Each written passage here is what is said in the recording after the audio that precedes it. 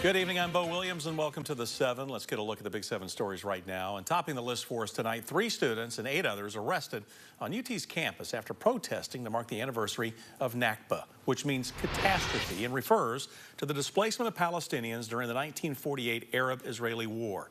And we spoke to protesters who told us they wanted to hold a vigil to honor and remember Palestinians who were forced out of their homes, some even killed.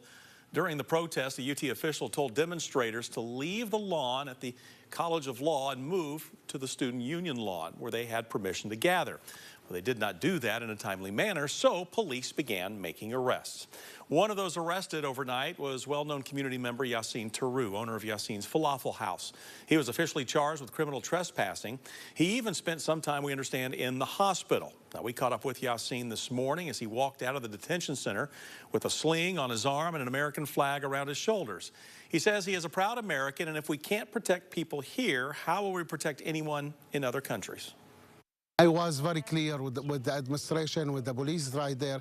It's like, if you give us that 20 minutes, I'm going to make sure everybody will leave safe and you don't need to do anything. They was like, we are not here to negotiate. They was looking to show us muscles, and actually they did. Yassine said he told students and others to stay on the sidewalk and not cross into the lawn as police and university administrators told them to leave the lawn. But that's when things took a turn and arrests were made. I was talking to the student, and they was very peacefully staying on the sidewalk, but for some point the administration and the police officers start arresting people, and at that moment I wasn't planning to be arrested tonight, but at that point I wasn't going. I told you to leave. This student who I consider him like my kids and my little brother and sister, so I did want to stay with them to make sure they are staying safe.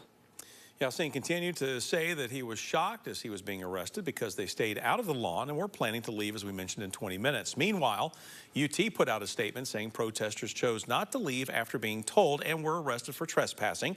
But Yassine said he was happy that he and others did their part. A search is underway right now in the Smoky Mountains. Park rangers looking for a man last seen in the Chimney Tops area Sunday. His truck found in the parking area a few days later. Now, they're looking for this man you see here, 62-year-old Timothy Cook. We're told he was last seen in the Chimney Tops Overlook area Sunday. He's roughly 5'10", weighs about 190 pounds, and as you can see, has black hair with a white beard. His truck was found in the Chimney Tops parking lot on Tuesday.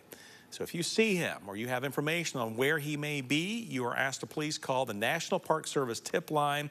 It is 888-653-0009. Next up on the Big 7, the U.S. Postal Service will not make changes to mail processing facilities, including Knoxville's, until January at the earliest. News of the delay comes from a letter sent to the head of the Senate Homeland Security and Government Affairs Committee by Postmaster Louis DeJoy.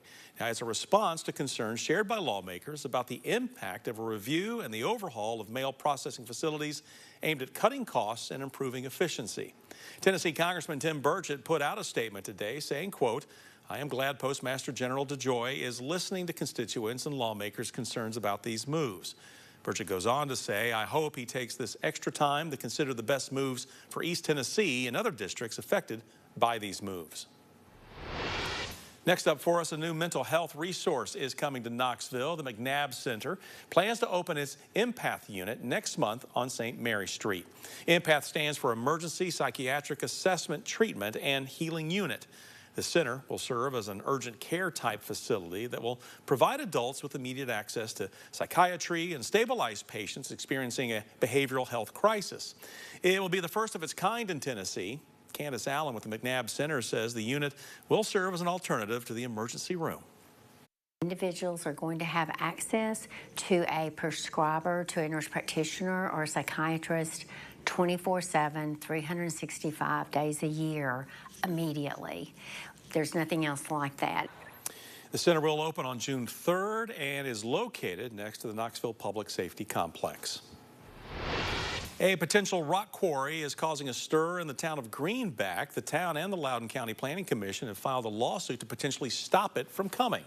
In January, Greenback said it confirmed the zoning for the property as M1 Light Industrial, which would prohibit the building of the quarry. However, the property's owner, M&M Stone Farms LLC, said the property was never officially zoned by the town, so they proposed their own counter lawsuit. The debate of the development of the quarry has led to many members of the community openly complaining, saying the quarry would make their quiet town not so quiet anymore. Next on our Big 7 list for you, a federal judge grants a permanent injunction to the city of Norris against Covenant Life Church from operating an RV park. The church created a solid rock retreat where guests can park campers for overnight stays. Even though the retreat brings in a lot of guests, Covenant Life did not get the right permits for plumbing, electrical, and more. Norris officials told the church it needed to apply for rezoning and get a number of permits. However, the church disagreed. Norris's motion for an injunction was granted in part, meaning the church can no longer hold the retreat until the permits and rezoning have happened. Oak Ridge has completed the first phase of construction for an environmental management disposal facility.